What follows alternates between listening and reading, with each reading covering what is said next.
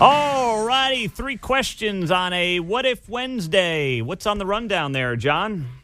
What if local media covered how Kansas City, Kansas is reducing violent crime? Well, then they wouldn't buy the BS coming out of Kansas City, Missouri about how, the gun laws. We're never going to get the crime down in this town without, gun laws improving. Oh, really? Well, Kansas has pretty loose gun laws. And as Carl Oakman, the KCK police chief, shared on this show yesterday, they had 57 homicides in Kansas City, Kansas in 2020. This year, thus far, they have 19. 19 so far this year, after having 57 back in 2020. Meantime, where is Kansas City, Missouri on this? Oh, they're trending towards a potential record number in homicides. They're right on pace with 2020. They're up from last year. They're up from 2 years ago. And I was told that once we got Rick Smith out of town, once he was, kicked to the curb as police chief, everything was going to be great and crime was going to go down and criminals were going to be like, oh, gosh, I'm so glad Rick is gone. Crime's really coming down now. And that's not happening. We all knew that was, nonsense. But local media tried to convince you of that. Meantime, you have an incredible success story for the second largest city in the metro. And, no one's really talking about it. We have Carl Oakman in here for a half hour yesterday. He talks about his strategy, how they're, reducing crime. He's working with the prosecutor's office. They're doing a good job getting criminals behind bars. They're going after fentanyl as well. I mean, all that stuff is adding up and working. Meantime, Kansas City, Missouri is like, dude, we don't know what to do about the homicides.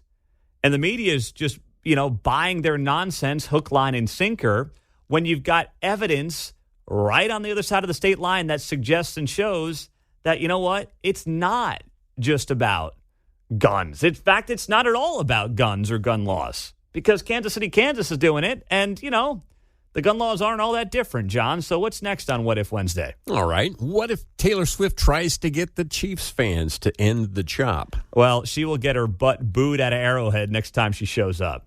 I mean, the little girls watching on TV may still love it and love her, and that's fine. But if you didn't see it, there's an organization here locally that is basically begging Taylor Swift to try to get Chiefs fans to stop the chop. The group is called Not in Our Honor. And they're right here in Kansas City. There's like 6 people that are a part of this group, but they got national attention yesterday.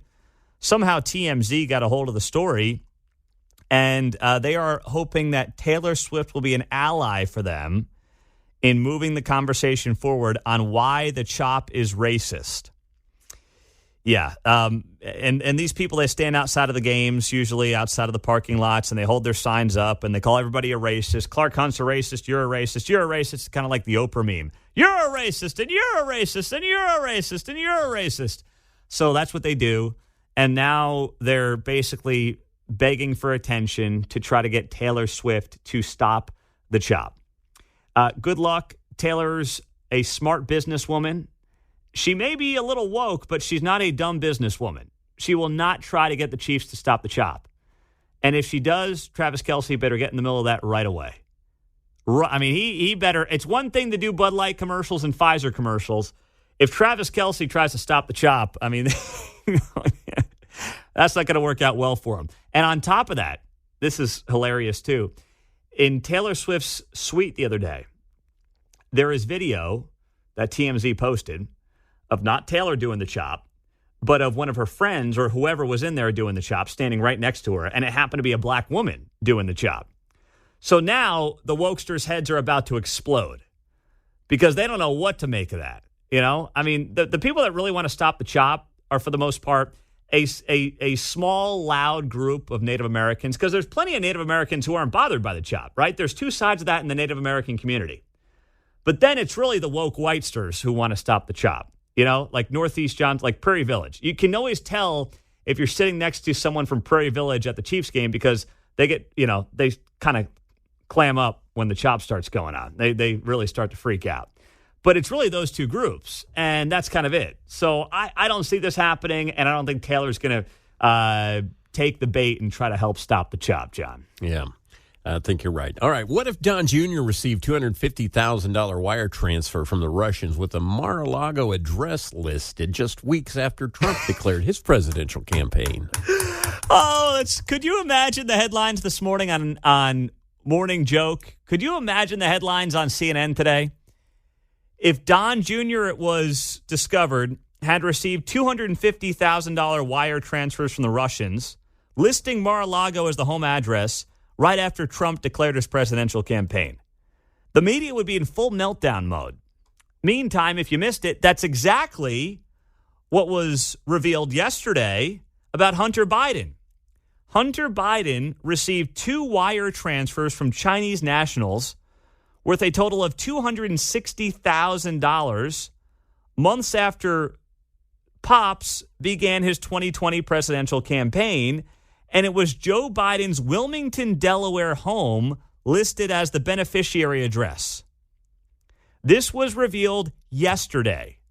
If you go to CNN.com today, you have to scroll about 2/3 of the way down the homepage. You have to scroll, all right, I will stand corrected. We did this story at 6:30, and it was at the bottom of the page. It is right now above the fold, as they say, on CNN's homepage. So I will give credit where it's due, but that is just a new revelation here in the last hour and a half or so. This is now a top story on CNN.com. It still is not going to be covered anywhere close to if it was Don Jr., but at least it's getting a little more attention here. Maybe, hate to be too cynical, but makes you wonder if that's even, the CNNs of the world trying to kick the old man to the curb. They'll go after this story as a way to get him to move on and hang him up before the election comes around. What If Wednesday? 3 questions. We do it every Wednesday morning in the books as we approach 9 o'clock.